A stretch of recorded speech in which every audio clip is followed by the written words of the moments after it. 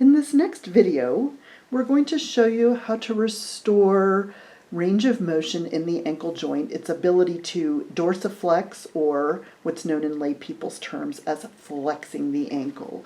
So we're going to restore the ability of the tibia to glide over the talus, or you can think of it as the talus gliding under the tibia. So in our culture, for whatever reason, people don't move this joint as much as it's designed to be moved. And the parts, when they don't move, get rusty. So this is to get the rust out of the parts and restore the glide. For this exercise, you will need a Theraband and a door jamb loop. And if you're taking the workshop, this is part of your self-care kit. You can also tie a Theraband around a heavy stationary object.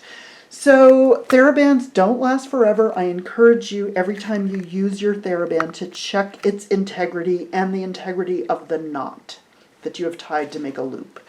So the setup is that Jessie is going to put her foot in the Theraband and actually grab the skeleton one more time, and we're going to show them. So the key is that the Theraband has to go under the ankle bones, or technically known as the malleoli, the bones that stick out on the side of your ankle. The band has to be below those bones. And then Jessie's going to stand up. So at home you can do this with a chair in front of you or something to hold on to. And she's going to create a fair amount of tension on the band. That is absolutely key. The band is fixating her talus, allowing the tibia to glide over it. She's going to bend her knee as far as she can, keeping the heel down and back off. And she's going to do that 3 times, and there are no holds. Next, keeping her foot parallel, she's just going to move it way over to the outside, changing the vector of pull on the Theraband, and do the exact same thing. Bend as far as she can, keeping the heel down. And she's going to again do that 3 times. Notice she is not rushing, but there are also no holds.